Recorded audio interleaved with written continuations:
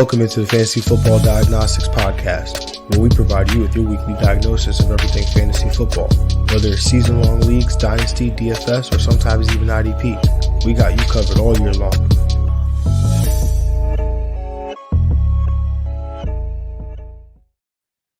Let's do it. Let's get to it. Welcome into the Fantasy Football Diagnostics Podcast. It is Wednesday, August 30th. I'm your host, John June. And of course, wouldn't be too much of a show without my guy, Greg Penniman. Greg, how we doing today, brother? Doing well. Getting closer and closer to that date next Thursday. Detroit, Kansas City, Patty. Oh man, it's gonna be a good day. I'm ready to wrap up these rankings, wrap up the guys we love for this year, maybe not so much, and get ready for the week. Week one, man. Look, man, we're not even a week away from week one. We got our first Patty drop. Like, come on, man. That. Yeah, we're too hyped right now, man. We're ready to go. I think it deserves a round of applause.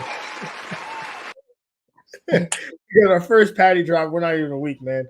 All right, let's get to work. So as we mentioned today is we're continuing our breakdowns. We are doing actually a little bit of surprise today. We're going to combine the wide receivers and the tight ends into one show. We actually did the same thing last year, but want to get out of here before Labor Day weekend and be able to enjoy that time. So figure we give you twice as much fantasy diagnosis here in this episode, but we'll try to keep it to the hour, no more than an hour and 15. But we like to talk about this stuff, so forgive us if we do. But without further ado, not much news to go over today. Obviously, there was a lot of cuts that happened yesterday. Some waiver claims that happened today. So the rosters aren't completely set. Some of those bottom of roster guys, that made the roster are probably going to get cut so that teams can claim some of these other players. So just be mindful of that, especially in the dynasty landscape and things like that. Just something to consider for sure. But before we jump into the show, just make sure you comment, like, subscribe, all that fun stuff, YouTube, Twitter, Twitch. If you're listening on Apple Podcasts, Spotify, Google Play, obviously, we appreciate that as well. Just make sure you like and subscribe there as well. And make sure you click the notification bell so you can make sure you get all of our newest episodes, notifications when we are going live or do post a new episode. As I mentioned before, we will be on 3 times a week. Have a show on Monday. Don't know if you'll have both of us or just one of us, but there will be a show on Monday going over season predictions and things like that. So make sure you tune in on Monday. But then after that, starting on Wednesday, we're going to be our regularly scheduled program, which is a little bit different than last year. So make sure you come back next week, kind of see what that looks like. But without further ado, man, let's just kind of jump into the wide receiver position.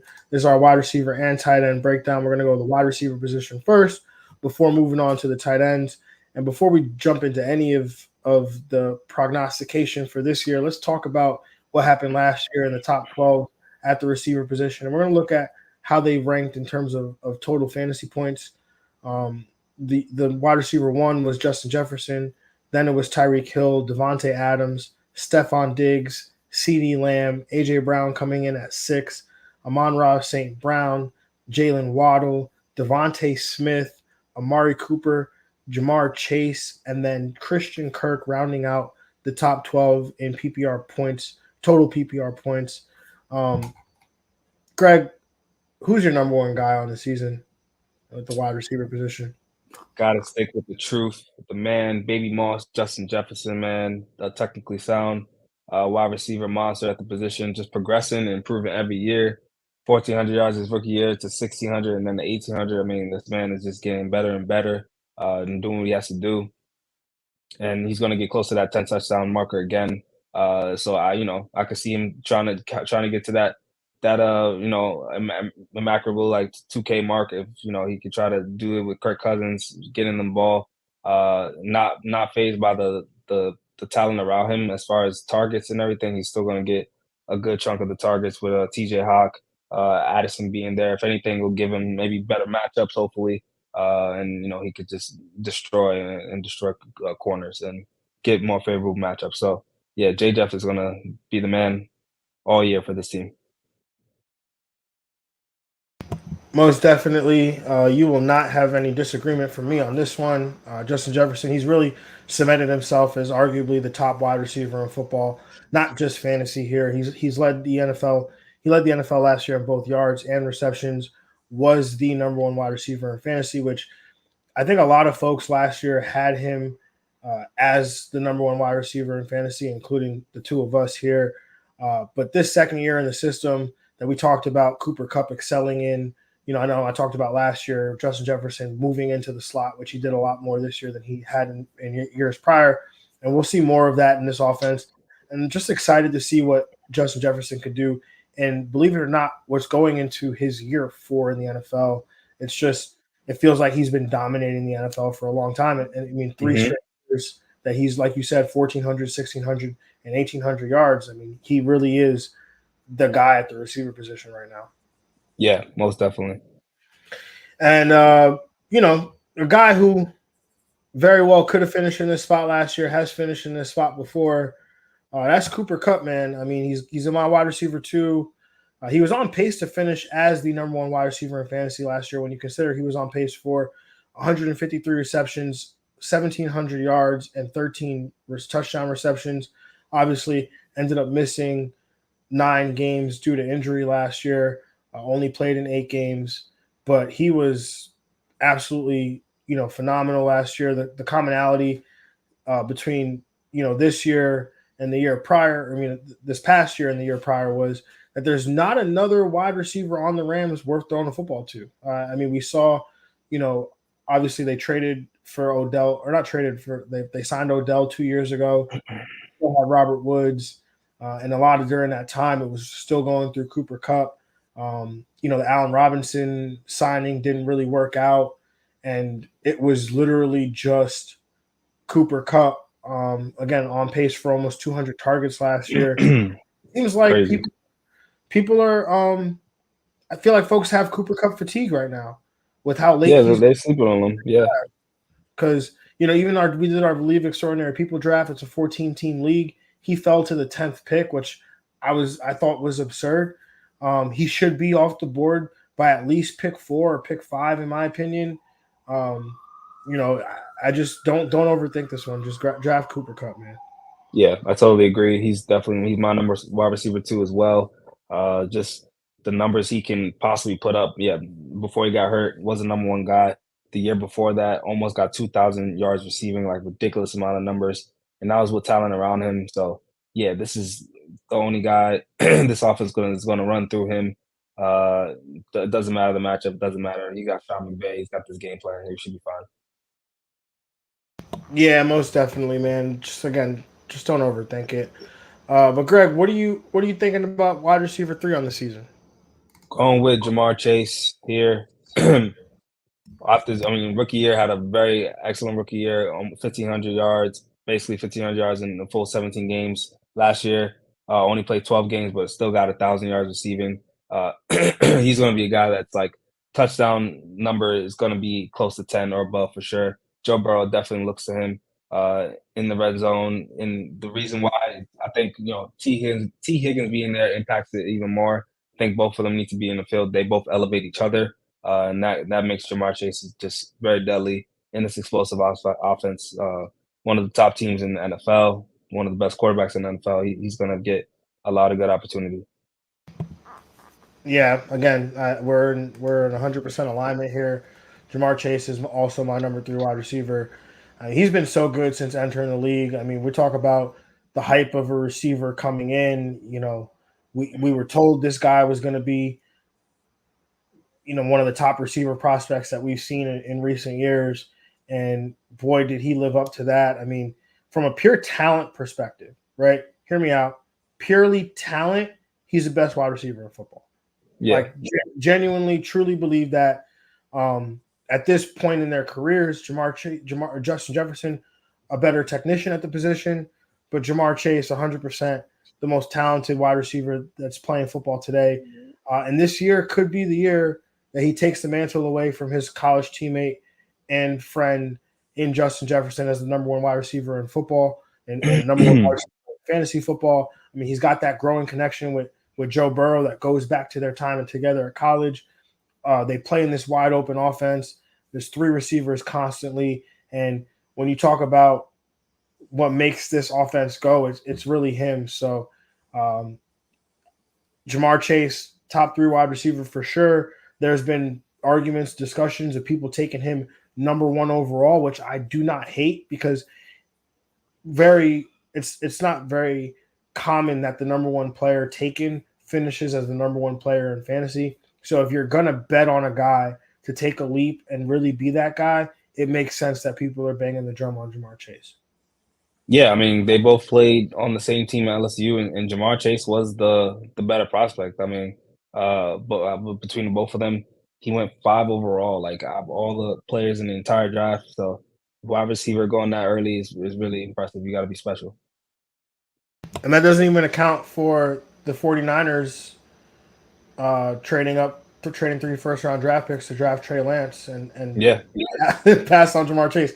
So, yeah, regardless, I mean, not to make this a anti-Trey Lance thing, I love Trey Lance out here, but yeah, Jamar Chase, man, he's absolutely a freak. I mean, like you said, was on the same team as Justin Jefferson, had more receiving yards than him. Missed basically a whole year of football. Did not play his last year at LSU, then came out and was a top 5 pick, which obviously a higher pick than Justin Jefferson was, and then goes out as a rookie and breaks Justin Jefferson's receiving yardage record for a rookie in the NFL. So, Yep.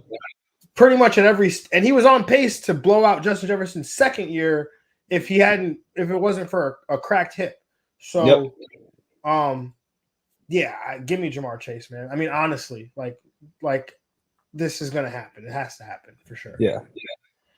All right, let's round out this top 12 here. So obviously, Jefferson, Kupp, Jamar Chase are my top 3, and then I got Tyreek Hill at 4, Stephon Diggs 5, Garrett Wilson 6, Devontae Adams 7, Jalen Waddle 8, Amon-Ra St. Brown 9, AJ Brown 10, CeeDee Lamb 11, and Keenan Allen coming in as my wide receiver 12.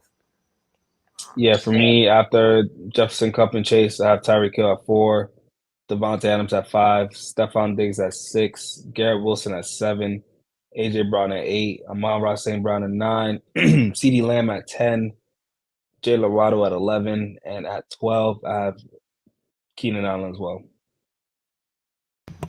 Respect. Now it's time to get into the stuff that isn't too fun to talk about, which is wide receiver bust. And it seems like today I'm going at a guy that Greg seems to probably doesn't agree with this take, but I'm gonna shoot it out there anyway. And again, I have to preface this by saying I don't think that this guy sucks at football. I just think that the price that you have to pay to acquire him is more expensive than what this guy might actually produce for you from a fantasy perspective. And so before you jump down my throat, Christian Watson is my wide receiver bust. And this one hurts because I really didn't want to do this. But I looked over my rankings over and over and over again, and this one stuck out to me for a few reasons.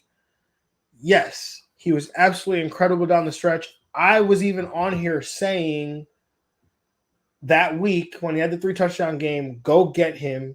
There's no player like this right now on waivers that's available. He can help you win your league. Right? So that is 100% still true. But over those last 8 games, right, he was on a 17-game pace, 66 receptions, 1,100 receiving yards, 17 total touchdowns. Those are crazy numbers for an NFL rookie, even if you're extrapolating from 8 games. But my first issue here is the number of touchdowns. Over that previously mentioned 8-game span, he was the wide receiver 10, averaging 17.2 PPR points per game, totaling 137 PPR points. But he scored 8 touchdowns. That accounted for 35% of his fantasy points and his fantasy production during that time. Another factor, there are more pieces around him now. For 4 of those 8 games, his teammate Romeo Doubs was inactive. It goes back to that first night where he had that 3 touchdown explosion that kicked off the waiver wire frenzy to acquire him. But again, Dobbs is healthy. I like Dobbs a lot. We talked about Dobbs a little bit, and we weren't even talking wide receivers. He just came up. So definitely like Dobbs to challenge him for some targets. They drafted Jaden Reed in the second round. Also drafted 2 tight ends pretty highly. So that's also another factor. Last but not least, the quarterback situation. He went from Aaron Rodgers to now he's going to Jordan Love. And don't get me wrong, don't hear what I'm not saying. I think Jordan Love is fine. He's just not Aaron Rodgers, right? And not to shade Love in any way again, but he's just simply not Aaron Rodgers at this stage of his career. Maybe one day he'll be that. Who knows? The Packers probably are going to go another 20 years with a Hall of Fame quarterback. Aaron Rodgers. He's going off the board as the wide receiver 21. I have him down as a wide receiver 28. So I'm into him as a wide receiver 3, just not the current wide receiver 2 price tag that you have to pay to acquire him on your fantasy team. I could respect the wide receiver 3, but this man's gonna be booming out, man. The touchdowns are gonna just continue. They're just gonna keep going. So well, that preseason, save it for save it for the next segment because we know. Okay, got you. You're gonna wax poetically about Christian Watson, so you don't need to use this time up here to debate me. But Greg, who's your wide receiver bust? Going with Jerry Jeudy here. Just in an offense that we might be had a very weak year last year. Not really sure if they're gonna improve too much. I mean, there's only up from what they did last year, but I can't see them being a monster offense that they thought when they got Russell Wilson. So that's not going to help Jerry Jeudy. He's already banged up as well, and even though Tim Patrick is out, just not. I don't think there's the opportunity there that the other wide receivers around him are going. So, George Pickens going behind him, guys like Brandon Cooks going behind him, Cortland Sutton, who I think will probably have a better year than Jared Jeudy. So that's where, I would probably see where, I don't know, Jared Jeudy is not the guy that is going to be going around where these other guys are going. Drake London's going behind him, Brandon Ayuk, Christian Kirk. So, yeah, those guys I would definitely take over him.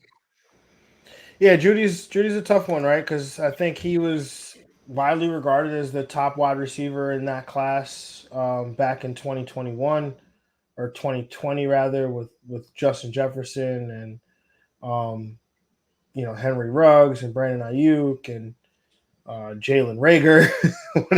What a class!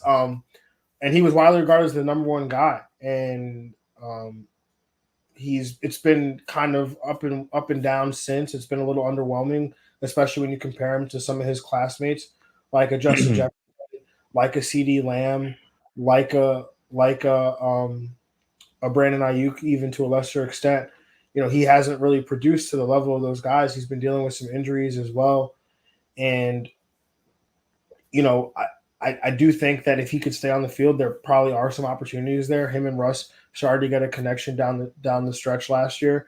But to that same point, Cortland Sutton's said to be having, a really good camp and in the best shape of his career, as is every NFL player during training camp.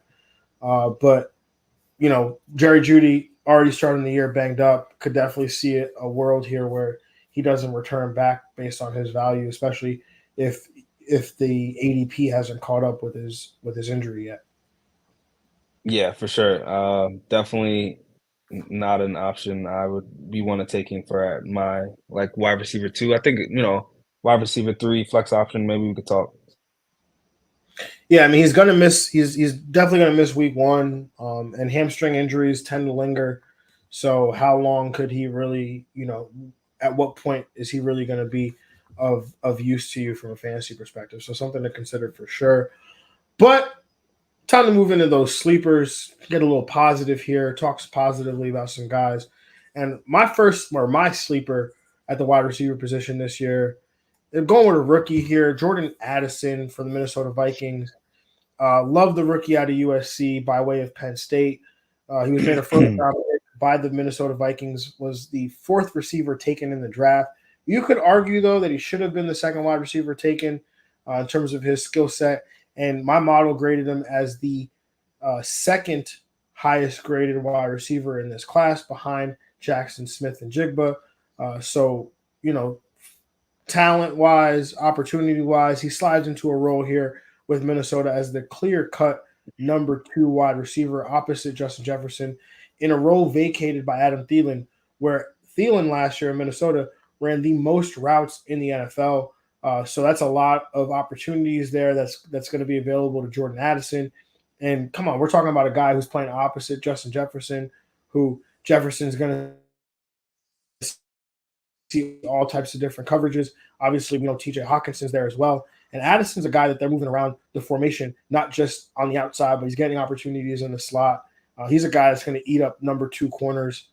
So I love his upside. Going off the board as wide receiver 37. I have him down as the wide receiver 30 on the year, so slightly above market. Don't overthink this one. If you're playing in your home league with casual drafters who don't pay attention to maybe the NFL draft, or they just started their draft prep now, they probably won't even know who Addison is. And that's just true factual statement. You might be able to get him for the low in some of, some um, your home PPR leagues and home half PPR leagues, but he's definitely a guy that I'm looking to add to my fantasy rosters. Yeah, just look at, the Minnesota Vikings haven't been able to sustain a good tight end, and a great wide receiver too. Like they've had Thielen in his prime years, be a one and then a two as well and do well. KJ Osborne's in spots has been really good for some games, so they definitely could sustain a strong wide receiver too.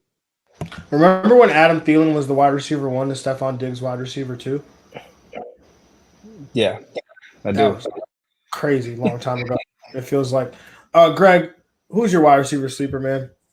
Got to go with George Pickens. I'm here for the Pickens connection. I mean, all preseason Pickett was killing. George Pickett was Pickens was part of that. Last year, 801 yards for a rookie wide receiver. Only started 12 games, so you can tell right there he's got the promise of being a really good receiver. To do that in his rookie year, get close to 1,000 yards is a really good number. This year, with the improved offense, I think for the Steelers, I think it's going to be a very good place for him. 84 targets and 12 starts last year as well. So he's going to get the ball in the spot. He's going to get, break that 100 target number, go over to the higher numbers of getting hopefully to a 20 to 25% target share. So I love this George Pickens here. He's physically gifted, very talented as well. And Steelers they don't miss on wide receivers, man. So why just not trust it? Going at the wide receiver 34 in draft. So I think he's a top 30 play. Yeah, man. I mean, like Pickens is one of those guys where training camp came rolling around, and it was like it almost seemed like every day you're getting a Pickens highlight, some ridiculous one-handed catch or some contested catch where the Gifted. defender draped all over him. I have to ask you, who do you think? Do you think Pickens is the number one receiver for the Pittsburgh Steelers this offseason or this regular season? I feel like Deontay is going to get more receptions, but I feel like Pickens is going to have that upside, kind of like a Mike Evans, Chris Godwin in the early days a little bit. So I think that's where it's going to be. Yeah, I agree with that. Right, like I have Pickens down as leading the team in receiving yards and touchdowns, but Deontay leading the team in targets and receptions. Yeah, yeah, So it makes me wonder if George Pickens could get to 25% target share. That would make me feel really good about his outlook, and maybe we're talking about a guy who's in the top 20, top 15 of wide receivers at that point if he reaches that number. Um, it's just a matter of is he going to overtake Deontay as the number one wide receiver? Because if that happens, yeah. like we're talking about top 15 season easily. True, true. But I think at wide receiver, would you say the price was 33? 34. Yeah, 34 34 at that according to price. Fantasy Pros. Yeah, I mean, as a wide receiver three, 100% have that, take him there and have that upside for sure. yeah, Um, yeah. all right, man. I'm surprised he didn't make it into this next category for you. But I'm just He's gonna go ahead. close. He's He was close. close. I bet he was. I bet he was. But wide receiver breakout. I bet you know who my guy is. My guy. My wide receiver breakout. If you need to know, or if you can't figure it out, just look behind me if you're watching on YouTube. See that beautiful signed jersey behind my head, above my head, in this, studio here. Garrett Wilson, man. I mean, really, you guys think I would go in any other direction here? As a rookie, accumulated 83 receptions, 1,100 receiving yards, both team records to go along with 4 touchdown receptions. And by the way, played with 4 different quarterbacks on his way to winning Offensive Rookie of the Year. And now he has Aaron Rodgers throwing him the football. And if you've been paying attention or if you've been watching Hard Knocks, Aaron Rodgers never misses an opportunity to tell everyone how great Garrett Wilson is and show him praise, right? Whether it's to the media, whether it's to former players coming up to him, asking him about Garrett Wilson, whether he's throwing a touchdown pass to Garrett Wilson in a preseason game and saying, first of many, that doesn't give you goosebumps. I don't know what does. Garrett Wilson's going to absolutely dog this year. I've always said that he reminds me of Justin Jefferson. He solidified that in my mind after his rookie season, and I expect him to take another huge step forward in his second season. He's going off the board as a wide receiver 10. I have him down as a wide receiver 6. I think, Greg, you have him at wide receiver 7 or 8.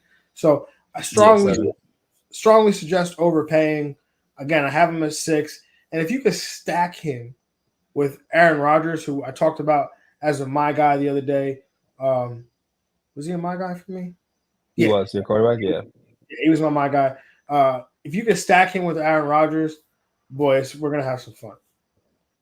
Yeah, man, I'm all in on Garrett Wilson. I mean, that first drive against the Giants, he's wearing number 17 too. That I was like, is that Devontae? I was like, that literally looked like Devontae in the red zone. That quick, like, just the connection they're gonna have. First play of the drive, you saw the space that he had, got it out to Garrett Wilson, getting that yak. That literally looked like Rodgers to Devontae for the Packers for the last 3-4 years. So yeah, it's gonna be crazy. It's gonna be crazy, man. That touchdown number is gonna be high. I feel like real high. Oh yeah. What about you, Greg? Going with Christian Watson here, man. I gotta go. Jordan Love, Christian Watson seemed to have found a connection in that the preseason game where all the starters played. He had a touchdown taken away and got one. So I think the touchdown mark is going to continue to grow for him, and he's going to continue to sustain that mark. Got in 11 games, started last year, got 611 yards.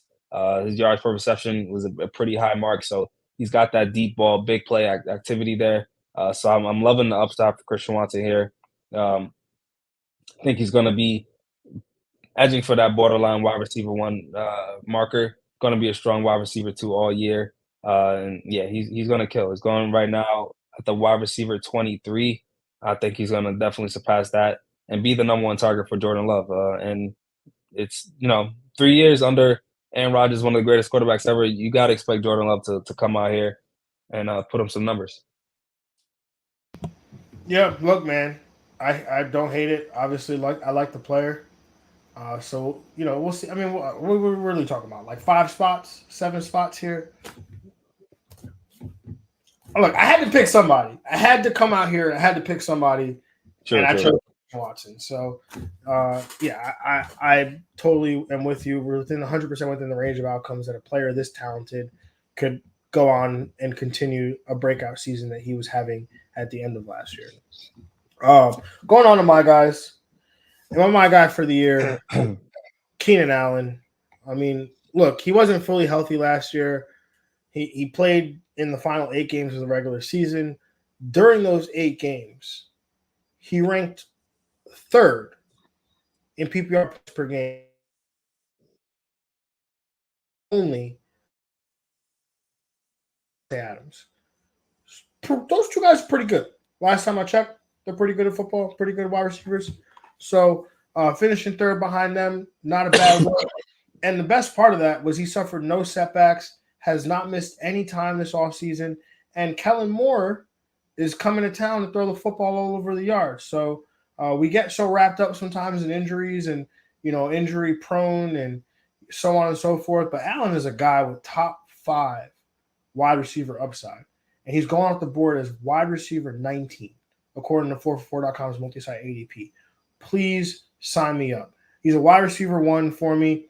Again, I have him at wide receiver 12. Greg does too. And he's, again, wide receiver 2 price tag. I would gladly take him as my first wide receiver after a running back heavy start in PPR leagues. Like, please don't overthink this one, guys.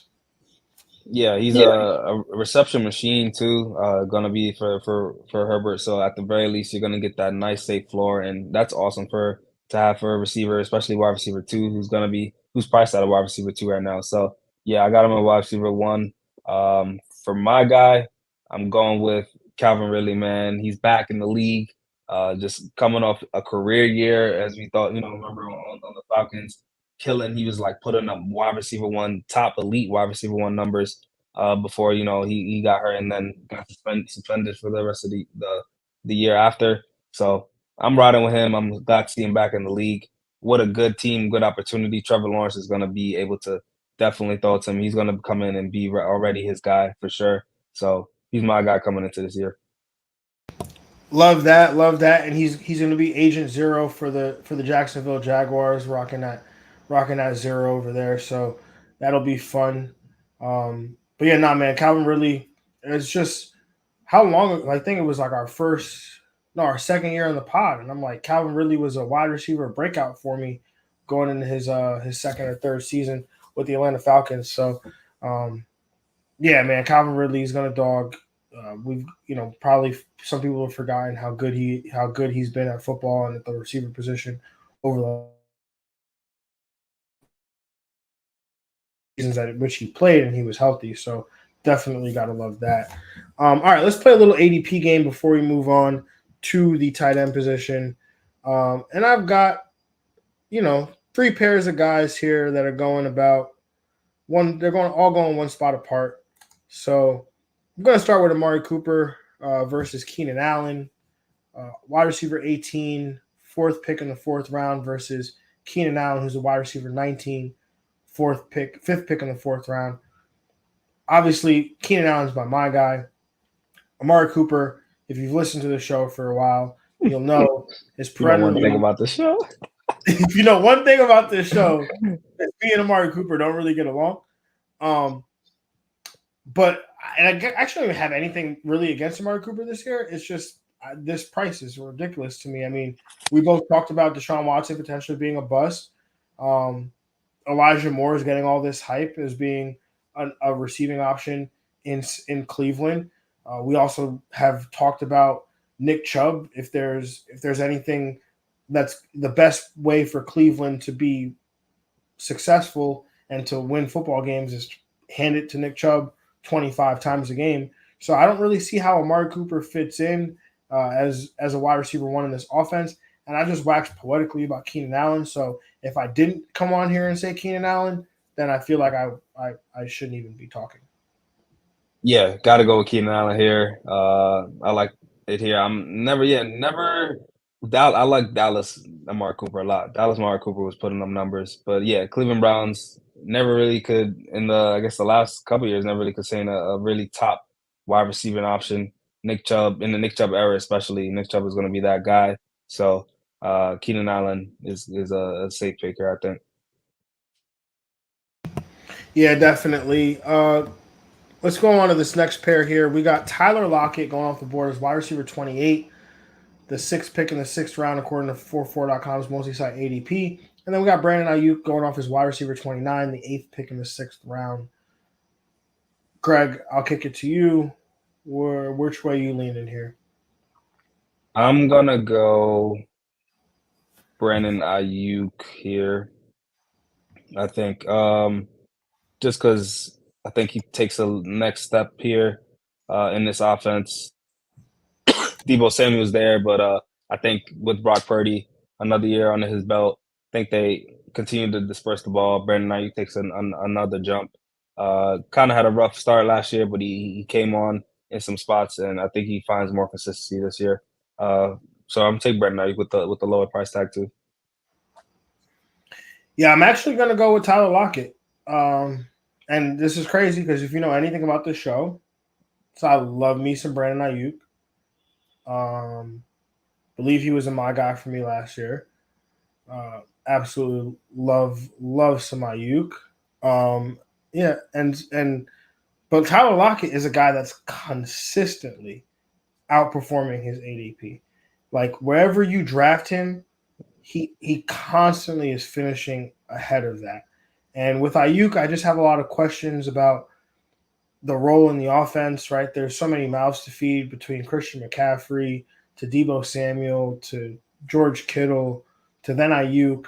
Like there would be games where Ayuk is the fourth, most utilized option on this team, and it'll happen. I mean, I think Kittle and CMC will always be in that top three, and it'll just come down to Debo Samuel and Ayuk and how they fit in. So with that, I mean Tyler Lockett's got a role; it's pretty well defined. Even if you want to say JSN might steal his job, JSN is dealing with a wrist injury, so you might take him a little while even. But Tyler Lockett's like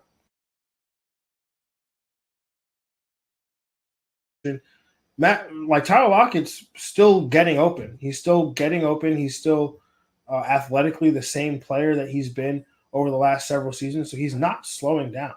And so give me Tyler Lockett, wide receiver 28 price tag. I do have these guys like two spots apart in my own rankings. Tyler Lockett inside my top 20. Ayuk just one spot out of it at wide receiver 21. So yeah, I'm gonna stick to my guns here and go with Lockett.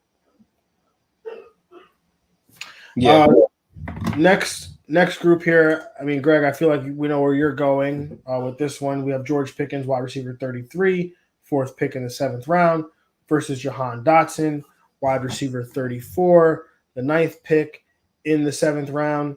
And I am gonna go. Let me see where I have them.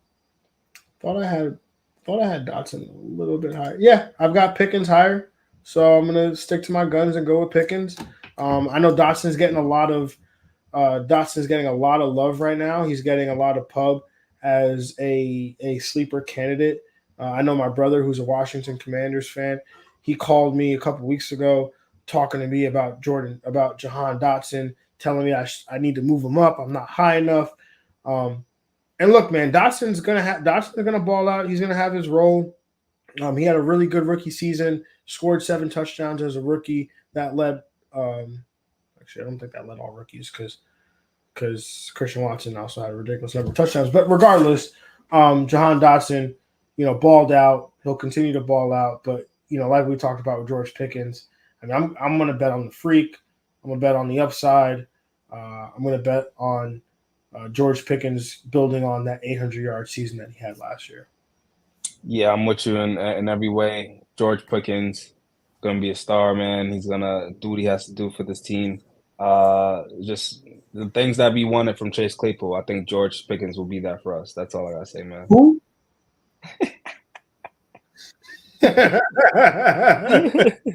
that guy still exists. Oh man.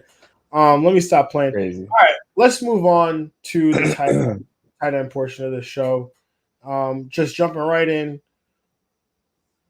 My number one tight end on the season. I mean, how could you have anybody else? I mean, you Facts. could make the argument. I won't be the one to do it, but you could make the argument that due to positional advantage that he provides, Travis Kelsey should be the number one pick in fantasy drafts. You could legitimately make that argument. I mean, 110 receptions, 1,330 yards, 12 touchdowns. Shoot, he had 316.3 PPR points. That would have made him the wide receiver 5 It's crazy. by 0.3 points. Stephon Diggs just edged him out for wide receiver 4. So could have been wide receiver 5 or would have been wide receiver 5. Not to mention he scored 100 total points more than the next best tight end and more than 5 PPR points per game than the next best tight end. So I think he's worthy of a top 3 pick if we're being honest. Shoot, I think I might have just convinced myself that he should go number 1. But yeah, that's kind of where I'm at with Travis Kelce. Greg, what say you? Yeah, absolutely. It's gotta be Travis Kelsey. That positional advantage is insane. That wins weeks every week. it's tough when you see Travis Kelce on the team. You're like, they have a shot. Like you have a shot to win every week, and that's really what it comes down to. You want to get as much wins as possible, get into the playoffs, and then when you get into the playoffs, that room just shortens, and you have Travis Kelce, and no one else does. It's like the LeBron argument. Like we have LeBron, and you don't. We're gonna win this game. So like it's really an easy one here. Well, hopefully, like LeBron, age doesn't catch up to Travis Kelce, and that advantage continues to stay an advantage there. But Greg, what about your tight end 2 on the season? I'm gonna go with TJ TJ Hawkinson for the Minnesota Vikings. I mean, he's coming off a really good year last year, especially after the trade to the Minnesota Vikings. He, the numbers went up, tremendously as far as his impact. Got 86 targets and 60 receptions in 10 games. So, he's already getting targeted 6 times a game, over that 500 yards just with in those games with the Minnesota Vikings. And some of those weeks were monster weeks where he put up the number one tight end numbers. So he's capable of, maybe any given week matching the Travis Kelce, in a really good matchup in a high scoring game for Minnesota. And I think he's going to take that next step and continue to be a force for Minnesota and fantasy. Yeah, I don't hate this at all. I mean, another thing on this show, if you've been watching for at least the last 2 years, I don't really bangs with Detroit Lions TJ Hawkinson, but this is Minnesota Vikings TJ Hawkinson we're talking about. So me and him, we get along pretty well. However, he is not my number 2 tight end. We'll have to see if he's even in my top 3. But my number 2 tight end is Mark Andrews. I mean, he finished as the tight end 1 in 2021, 153 targets. That was just 2 years ago. He did miss a couple games due to injury and also had to play some games without Lamar Jackson. But I anticipate some more passing volume here from the Ravens, who moved on from offensive coordinator Greg Roman, who I've been on here before. I've complained about, how his offenses, they do tend to plateau at some point. They usually, what ends up happening, and this happened with San Francisco when he was the offensive coordinator for Colin Kaepernick, is those offenses, they run the ball, they build this really good option offense that's built around the run game, multiple backs, multiple tight ends, and the quarterback run game is a huge part of what they do. And that usually works in that first year, first 2 years. But Greg Roman does a terrible job of building upon that and developing a pass game around that. And so Todd Monken is, Todd Monken is, the new coming in as the new OC here. And if you remember Todd Monken, Greg, I don't know if you remember, but he was the OC when we had the Ryan Fitzpatrick and Jameis Winston season in Tampa Bay, where it didn't matter who was starting. Just give me the Tampa Bay quarterback, right? Like, because they were going to throw the ball all over the yard. Mike Evans, Chris Godwin.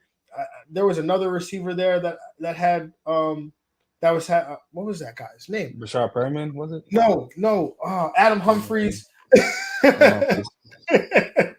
So they were, throwing the ball all over the yard. These guys were all viable, and I think Mark Andrews is.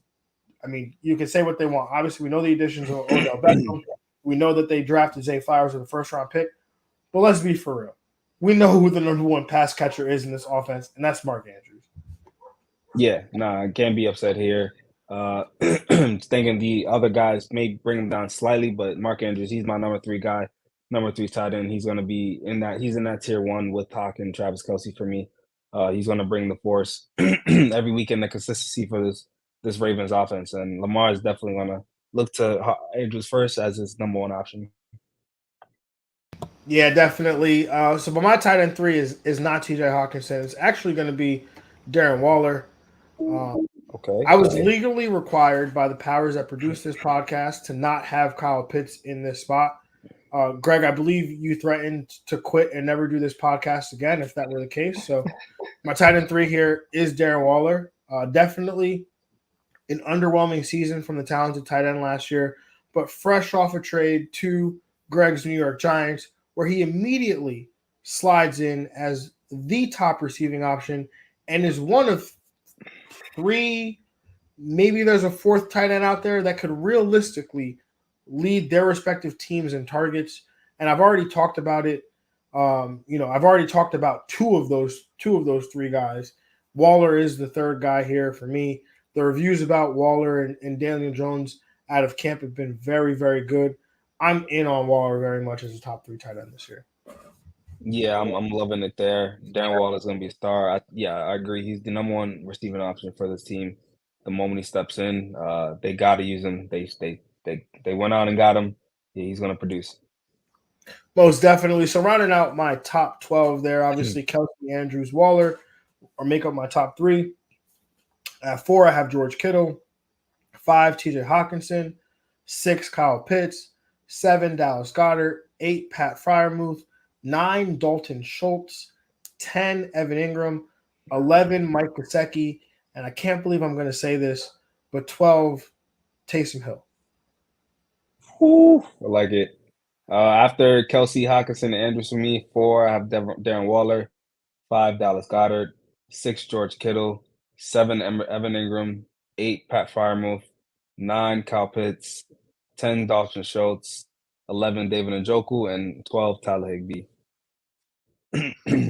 Respect. All right, let's jump into the topic that we always is always our least favorite to talk about. But Greg, who is your tight end bust on the season this year? I'm going with Dalton Kincaid, going out of Buffalo. He's getting a lot of definitely a lot of hype here in his ADP at the tight end 13. So basically a borderline tight end 1. But I just think Dawson Knox is still on this team. I think Dawson Knox is still going to be a usable option for for this team and for Josh Allen. So I want to pump the brakes on his tight end 1 season. I think the guys going around him, he's going before Tyler Higbee, who I have over Dalton Caton, Chico Okonkwo. I think I could make the argument for him to be, kind of give more weeks of productivity over Dalton Kincaid. I think, especially right off the jump, for rookie tight ends, we're not going to fall into this. This really doesn't really like work out the gate for rookie tight ends. So the 500-yard number is a target for that rookie tight end. That's what you want. But yeah, it's gonna be tough. Yeah, this one is interesting, right? Because Dalton Kincaid, you have to look at it through 2 different lenses, right? There's the lens of, is he a tight end? And if you look at it through that lens, I 100% agree with you. I don't want him as a top 12 tight end option. I think he'd be overpriced because he still has Dawson Knox in front of him. Then it's like, do they go to 2 wide receiver, 2 tight end sets, right? And so you have to start doing those mental, gymnastics. But if you buy into the idea that the Bills view him as Cole Beasley, but just 6'5", and he's their slot receiver. I mean, that's what they said, right? When I forget the GM's name, Brandon, I forget his name, but when the GM for the Bills, when they signed or when they drafted Dalton Kincaid, he said that he reminded them of Cole Beasley, but just 6'5". So if they're going to stick him in the slot and they're going to make him their number 1 slot receiver, then that really means that he's not really competing with Dawson Knox. He's competing with like Khalil Shakir. And so it depends. I'm not in on Kincaid because I'd rather just go with some of these other guys that are going around him. Again, tight end, it's either I'm going to go really early or I'm going to go really late. I'm not really trying to take these guys in the middle. Maybe I'll try to take like a Dallas Goedert or a Pat Freiermuth. Like those are the last guys that I feel really comfortable taking before I go off the deep end. But yeah, Kincaid is an interesting one for sure. My tight end bust is Greg Dulcich. This one feels like cheating because he's tight end 17 according to 4for4.com's multi-site ADP. But there's a few guys going in this range that I prefer considering Sean Payton traded for Adam Troutman upon taking this job. Makes you wonder if we have a 2-man committee here at tight end. We've seen Sean Payton's history in the past with using multiple tight ends, using multiple running backs, even moving through the receivers as well. So it's hard to trust if Dulcich really does take on that role as a tight end one. But look, I don't hate Dulcich. I don't hate the spot at tight end 17 because it's not a crazy investment. But give me some of those other names that are going in that range. Give me a Juwan Johnson. Give me potentially even a Sam Laporta or a Luke Musgrave. 2 guys I like to have, upside, even though they are rookies. But I just have less questions about their opportunities there. Got you. Let's move into the breakout, though. And I'm going to jump into, I guess, my breakout here. I know, Greg, you talked about rookie tight ends, but I got a rookie tight end for a breakout, right? So sue me. Sam Laporta, the second tight end taken off the board in the 2023 NFL draft, was handpicked by this regime to take on the role vacated by TJ Hawkinson. All the reports out of camp have been extremely positive about Laporta. According to Colton Pouncey of The Athletic, Laporta has been the first team offense, has been with the first team offense since the start of training camp and, quote, might already be Jared Goff's second favorite target behind Amon-Ra St. Brown. Again, this is purely just taking a chance on upside, opportunity, and this drum beat getting louder as for this player as camp goes on. But again, I'm either going to go early or I'm going to go late. And if I'm going late, give me Laporta. Yeah, I mean, if in the offense that's gonna go through the throw to the tight end, you're gonna want someone at least from that. If you're gonna choose a rookie tight end, Jared Goff is gonna rely on that option. The offensive game plan, I think, wants to rely on the tight end as well. So this is a good solid pick. Appreciate you, brother. What about you, man? Where you going? I'm going with Chigozin Okonkwo, also known as Chigo for now on. Gotta go with him. Going to be on this Titans team. Going to be producing. Last year, he came in, had some very productive games. Got 450 receiving yards. So for a rookie, close to that 500 marker, that's a good measure of a success for him to take that next leap this year. And I think he's going to provide tight end 1 weeks for sure. And he's priced right now pretty low at the tight end 15. So mid-tier tight end 2. I think he's going to produce and give more of that borderline tight end 1 option throughout the year. So for Ryan Tannehill, I think it might be a sneaky offense for these guys. They're going to move the ball and get it to the tight end position. Yeah, Chigo is a guy who, when you look at the Titans and how they were running their offense near the end of the year last year, I think they figured out he was one of their better players on offense because they were scheming stuff open, like scheming him open to get the football. They were running tight end screens. They put him in the backfield, get him running flare routes on linebackers. So, they really made it a pointed effort to get Chigo the ball near the end of the year last year. And I think we see a lot of that continue this year, especially with Ryan Tannehill. I mean, we forget, like, the quarterback situation last year was terrible. Malik Willis, they pulled Josh Dobbs off the practice squad of another team to start him in like a must-win game to make the playoffs. So when you look at Tannehill coming back healthy, I think that only improves Chigo's opportunities and his efficiency as we enter 2023. Absolutely. And time for the part of the show where everybody riots. It's about the my guys. And I'm going to get to my guy here first. Kyle Pitts, man. Look, I may be crazy, but I'm not stupid, right? I will ride this one until it literally doesn't make sense anymore. He was injured last year, missing 7 games. Wow, we totally missed the sleepers, but we're going to get back into that. He was injured last year, missing 7 games on the season. That's how excited you are about talking about Kyle Pitts, man. It's crazy. It's crazy, yo. 7 games on the season while also dealing with some very inconsistent quarterback play. But look, he's only 2 years removed from Greg. What'd you say? 500 yards? How could I about 500 yards 2 times? Because he had 1,000 yards. Okay. I'm willing to bet on a third-year player who doesn't turn 23 years old until October. I mean, he's only 3 months older than my tight end breakout, Sam Laporta, who is a rookie.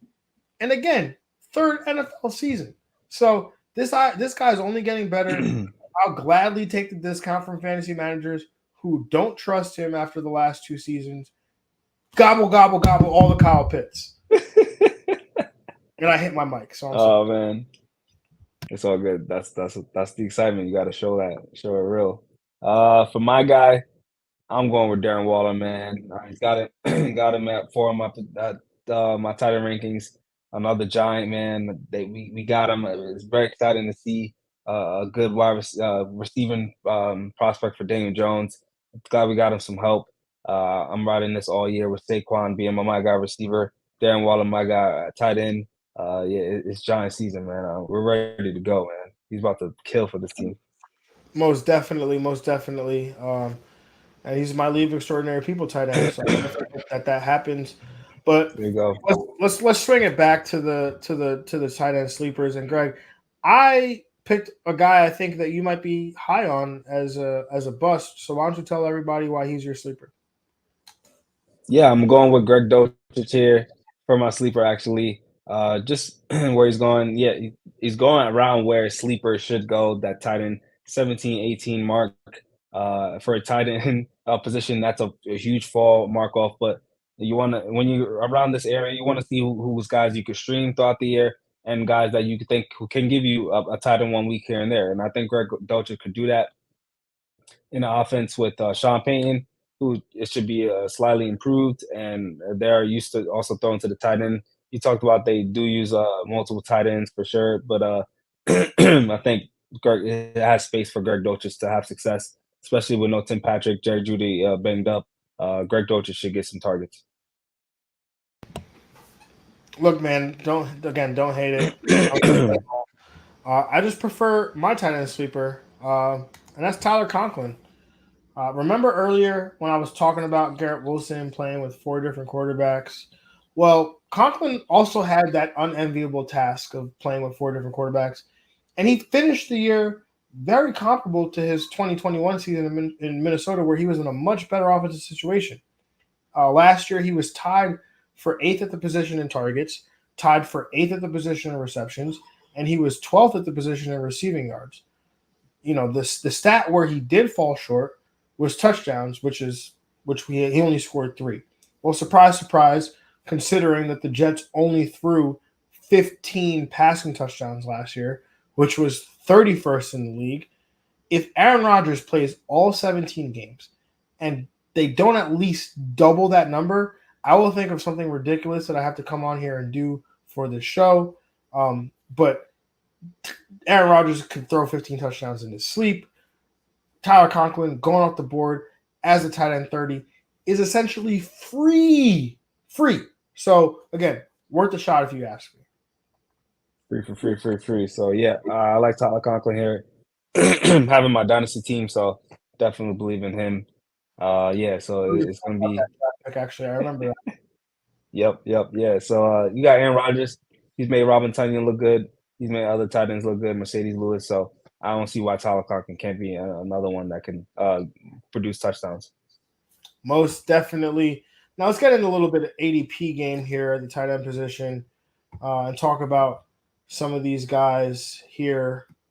And this is the part where I realized that I had not typed in the ADP game stuff. So we're just going to jump right into it. So first one on the board, we have Evan Ingram going off the board as the tight end 8, the 8th pick in the 7th round, versus Pat Fryermuth, who's going off the board as the tight end 9, the 6th pick in the 8th round. So, Greg, where are you going there? This is one that's tough. I'm gonna slightly go with Evan Ingram. I'm gonna lean towards him a little bit.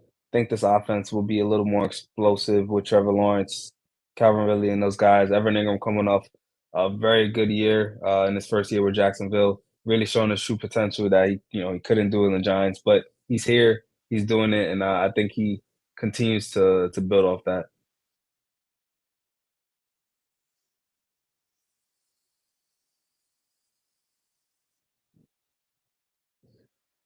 Are you mute? Yep, I was muted. There we go. 101. 101. All right. Yeah. So, yeah, what I was saying was I was agreeing with you, but then I was like, actually, no, I don't agree with you. I actually am going with Pat Fryermuth here, and I'm surprised because I feel like you usually go with Pat I Fryermuth, do and love me some Pat Farmer. yeah, you do most definitely, and so 100% thought that's the direction you were going. But give me Fryermuth, man. I mean, there was one constant in the offense last year. It was him, regardless of who the quarterback was, regardless of what week it was, what the matchup was. He was getting those targets. So I definitely like Fryermuth. I like him to take a step forward this year. And with Evan Ingram, it like with Calvin Ridley coming in, there's going to be targets that are lost, and I think Evan Ingram is going to experience some of that loss. So for me here, I'm going Fryermuth. All right, next up we got another pair of tight ends that are one going one spot apart. Also a pair of Daltons. Dalton Schultz versus Dalton Kincaid. Dalton Schultz is the tight end 11 according to 4for4.com's multi-site ADP, the fifth pick in the 10th round, while Dalton Kincaid goes one spot later as the sixth pick in the 10th round is the tight end 12. I am going to go. I was asked this question because this I drafted Dalton Schultz in my home league, in my auction league, and a league mate of mine drafted Dalton Kincaid. They told me that if they couldn't get Kincaid, that Schultz was their backup plan, and they asked me who did I prefer, and I told them the truth, which is I prefer Dalton Schultz. I feel like he's he's got tight end one upside. He's one of the guys that I was referring to that could potentially lead his team in targets. And so for me, I'm going with Schultz there. Kincaid, we obviously talked about him, being your bust, Greg. So with that there, again, if he is the slot receiver, obviously he's the guy that I want because that role is really valuable. But if he is really going to be a true tight end, then it's possible that he does not have a tight end one type season and isn't really somebody that we can bank on week to week for fantasy production. So give me the guy with the role that I can count on, and that's Dalton Schultz. I think Greg is having some technical difficulties. He is back like he never left. So Greg, I just waxed poetically about Dalton Schultz being my preference over Dalton Kincaid. Seeing how Dalton Kincaid is your bust. I'm assuming you are going Dalton Schultz here over Kincaid. You're muted. Over Kincaid. Uh, just because Dalton Kincaid is my bust. I like Schultz. I actually drafted him in the League of Extraordinary People.